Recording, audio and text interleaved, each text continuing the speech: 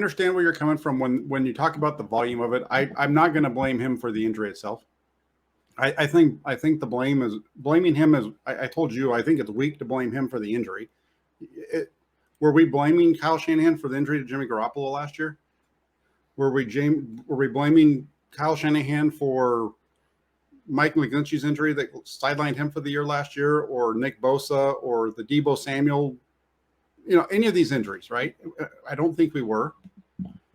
Trey Lance on a running play that they run a lot gets hit, and it was his third carry of the game. It's not like he had run the ball 15 times that day, and it was just he was getting pounded left and right. So there's kind of a double thing here. I don't disagree with you in terms of what you said about the run amounts. I don't disagree with you on that, especially when you talk about the fact that teams that do that with their quarterback don't win Super Bowls, because you're right. You can't find any team that's ever won a Super Bowl with a team that's running the ball. There's never been a running quarterback that's won the Super Bowl.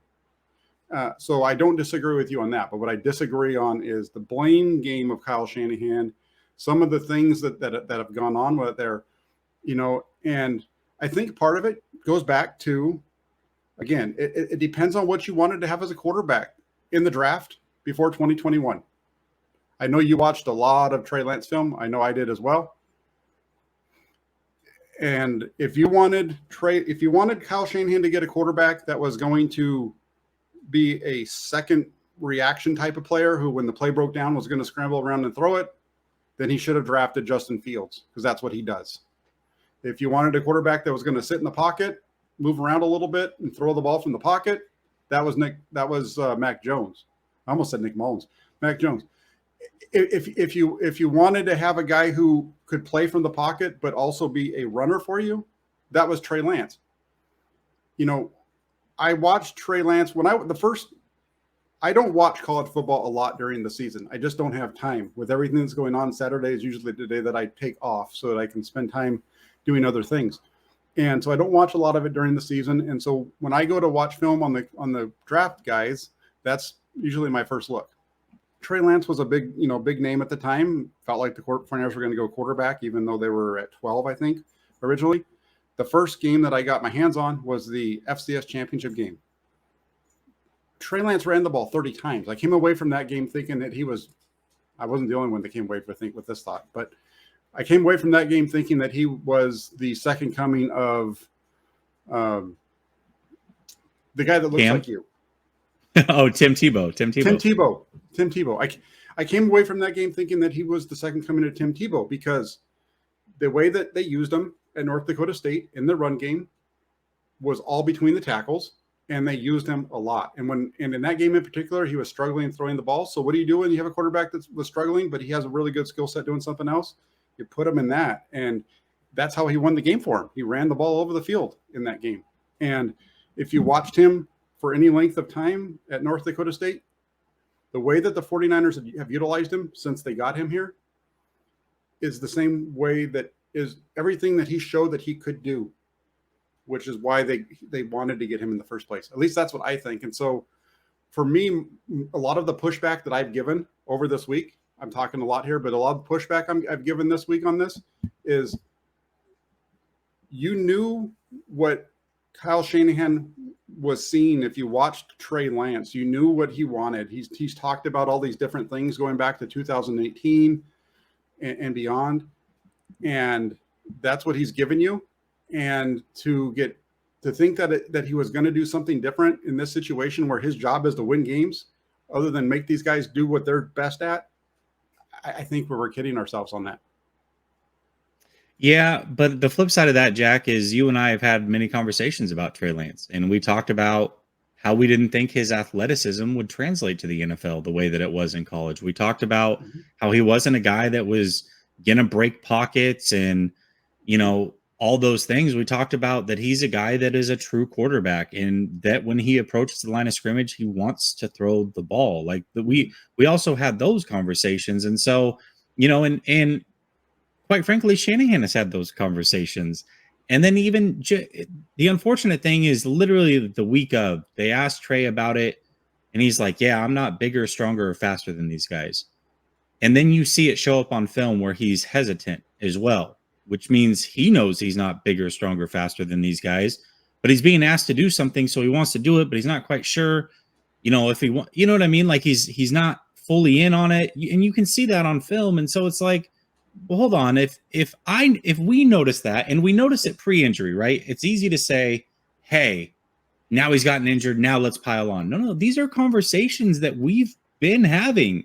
And when I say we, I mean the community, right? You and I have had the conversation about how he's a true quarterback and how he doesn't, look to run as much as people think and all those other things. And his athleticism probably doesn't translate the way that people think it may. We had those conversations, but the community was having a lot of conversations about like, man, they sure are running them a lot. Man, I hope he stays healthy. I have people, I can go through my videos and people that hate Lance are like, he's going to get injured. He's a running back. It's like, yeah, well, no duh, he's going to get injured if he's used like a running back, because all of Kyle Shanahan's running backs get injured when they're used like running backs. It's like you draft 2 third-round running backs back-to-back years, yet your quarterback and wide receiver outpace him in carries. I don't know, man. I don't want to say, because it was a freak thing, that to say it was 100% him, I think that's probably unfair. But when you play with fire, you're going to get burnt. You just are. And, the Josh Allen model is what I assume he really likes, because that was his snarky remark back to Grant was, do you not watch other teams?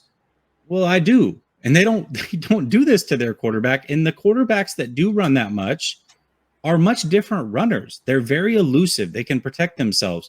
Josh Allen, who's a more similar runner to Trey Lance as far as being big and lumbering and willing to take hits, he only runs it about 6-7 times a game throughout his career. That's where he's at. And even Josh Allen, who's much bigger than Trey and is even probably a little bit more elusive than Trey, he got knocked clean out versus the Patriots, right? Yeah, he hasn't had the catastrophic injury, but hasn't been injury-less from running the ball. He got knocked clean out versus the Patriots. Josh Allen. So these things happen when you run your quarterbacks. These are the possibilities you have. And Shanahan, of all people, man, you saw what happened to RG3. You did that. Like, so now you did it again. It's like, bro, look, we can't learn our lesson at all. We can't dial it back a little bit. 13 carries a game. That's a lot. Yeah, you just ruined your whole argument right there for me with the RG3. I was with you up until RG3 because RG3 wasn't ruined from running. RG3 was hurt right in the pocket. RG3 prior to that. No. His initial injury was from running the ball. He got crumpled in the playoffs when he dropped back, and he was already hurt, and they continued to play him. His original injury was against the Baltimore Ravens on a called pass play that he scrambled on. You can't but blame. He still ran.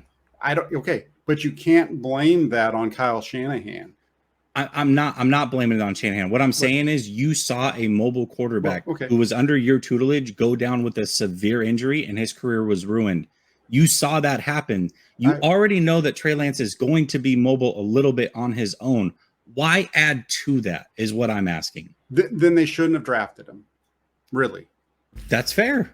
They shouldn't have played him if that's what they thought, if this is how they were going to use him. I agree. If you don't think, because from a passer perspective, he was going to be okay, but he was going to need to bring some other things to the table for you to win games. And they're not in the position that the Bills were when they brought in Josh Allen. The Bills weren't expected to do anything when they brought in Josh Allen. This was a rebuilding team at that point, so they weren't expected to go out there and win the Super Bowl or even make the playoffs that year. They were just expected to go out and whatever. So they didn't have what the 49ers are dealing with right now, which is a very good roster that's expected to make the playoffs. And so you're doing whatever you can to win. And part of that winning is putting your guys in the position that gives you the best chance to win, which is in terms of running them at times. I've heard things talked about in terms of the situational play and all this kind of, he got hurt on a play that, unfortunately, you look at the play would have been wide open. I think he probably picks up a big gain. He probably doesn't get hit by the linebacker if there's not a big collision in the middle of the line of scrimmage that makes Trent Williams late to get around the edge. And he runs up his back. I'm not blaming Trent Williams. I'm just saying that's just part of the play that slowed everything down, because you can see that he wanted to take that thing outside, but he got stuck behind Williams, and then he didn't have the speed to burst outside. And, I look at this and I just go back, and I'm not saying you, I remember during the draft process, and I know that I was the Mac Jones guy, and I was like, hey, Mac Jones is the best quarterback out of the pocket here. And the whole argument against Mac Jones was that he doesn't give you that second, what is it, like that second level play or whatever you want to call it, right? The play breaks down and he's going to move around and throw. But that's wrong. I mean, if you watch him, I can go back and I can show you samples of him doing that in New England. He just did it last week. And he doesn't have the arm. I get it. But he makes up for it in a lot of other ways. And I really like Trey Lance. I think that he has a skill set that works, and it has a skill set that fits what the 49ers wanted. And if you just, the way that Kyle Shanahan envisioned him in the offense is what we've seen. And I'm really surprised by the number of people who do what we do here, who wanted the 49ers to get a quarterback that could move and use his legs and run the ball and do the things that they saw Lamar Jackson do the things that they saw Josh Allen do the things that they saw all these other guys do, who are now upset. I'm really surprised about it. I mean, I shouldn't be, because I understand it, because everybody's kind of Trey Lance crazy around here. And so, it's got to be somebody's fault. And so we're going to blame it on the way that he's being used when we should have known it all along. And that's really been my whole point throughout.